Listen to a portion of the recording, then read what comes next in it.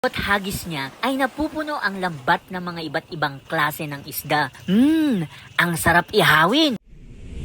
Habang nagja-jogging ako sa dalampasigan, ay nakita ko si Kuyang Fisherfolk na naghahagis ng lambat sa dagat. Nilapitan ko siya para tignan ang kanyang ginagawa. Ang lambat na ginagamit niya sa pangingisda ay tinatawag na kasnet o tabukol. Binubuo ito ng isang malaking bilog na lambat na may mga sinker sa paligid. Masugid niyang inaayos ang kasnet bago ihagis sa dagat. Ang lambat ay inihagis gamit ang mga kamay upang kumalat bago ito lumubog sa tubig. Naglalakad siya papalayo at tinitignan kung saan medyo kalmado ang alon. Tinatiming niya sa alon ng dagat bago ihagis ang lambat. Sa bawat hagis niya ng lambat, umaasang madami siyang mahuling isda. Sana nga madami siyang mahuli para may bibili na akong pangulam namin.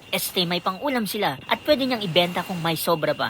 At ito nga, ang dami niyang huli. Iba't ibang klase ng isda. Ang sarap lutuin. Sa bawat hagis niya ay napupuno ang lambat ng mga iba't ibang klase ng isda.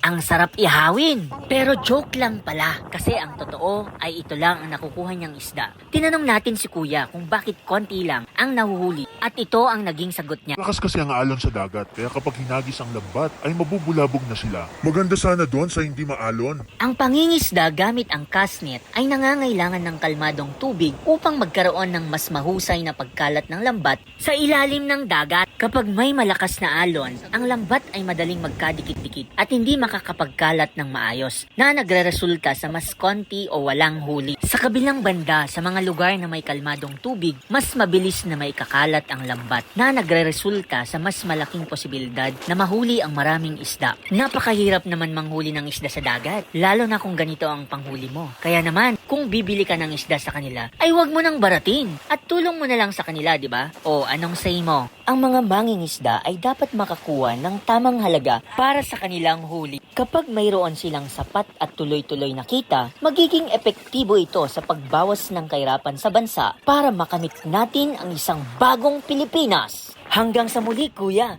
Sana sa susunod, madami ka ng mahuling isda. Paalam!